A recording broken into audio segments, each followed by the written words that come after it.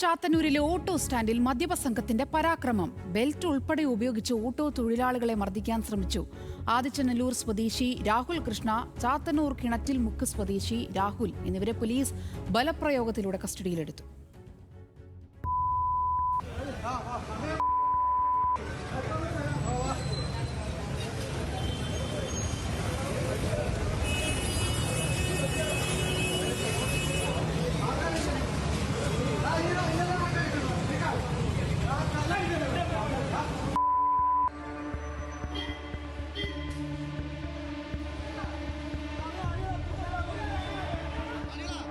പറയുകയും ഭീഷണിപ്പെടുത്തുകയും ചെയ്തിരുന്നു. തുടർന്ന് ഇവർ സ്റ്റാൻഡിലെത്തി ഓട്ടം പോകാൻ ഓട്ടോ വിളിച്ചെങ്കിലും ഇവർക്ക് ക്രിമിനൽ പശ്ചാത്തലമുള്ളതിനാൽ പോകാൻ മടിച്ച രോഗിയായ ഡ്രൈവറെ അസഭ്യം പറയുകയും കയ്യേറ്റം ചെയ്യുകയുമായിരുന്നു.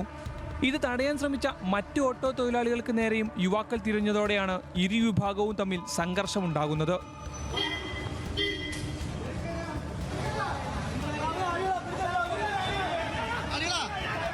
വിവരമറിഞ്ഞെത്തിയ ചാത്തന്നൂർ പോലീസിന് നേരെയും യുവാക്കൾ തട്ടിക്കയറി.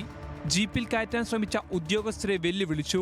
ഒടുവിൽ ബലപ്രയോഗത്തിലൂടെയാണ് ഇരുവരെയും കീഴ്പ്പെടുത്തിയത്. സംഘർഷത്തിൽ പരിക്കേറ്റ രാഹുൽ കൃഷ്ണയ്ക്ക് പോലീസ് കാവലിൽ ചികിത്സ നൽകി. കസ്റ്റഡിയിലെടുത്ത ഇവരെ പിന്നീട് വിട്ടയച്ചു. പൊതുസ്ഥലത്ത് ലഹരി ഉപയോഗിച്ച് ഭീകരാന്തരീക്ഷം സൃഷ്ടിച്ചതിനും ആക്രമണം നടത്തിയതിന് യുവാക്കൾക്കെതിരെയും സംഘർഷത്തിലേർപ്പെട്ടതിന് ഓട്ടോ തൊഴിലാളികൾക്കെതിരെയും കേസെടുത്തതായി പോലീസ് അറിയിച്ചു. ന്യൂസ് മലയാളം, കൊല്ലം.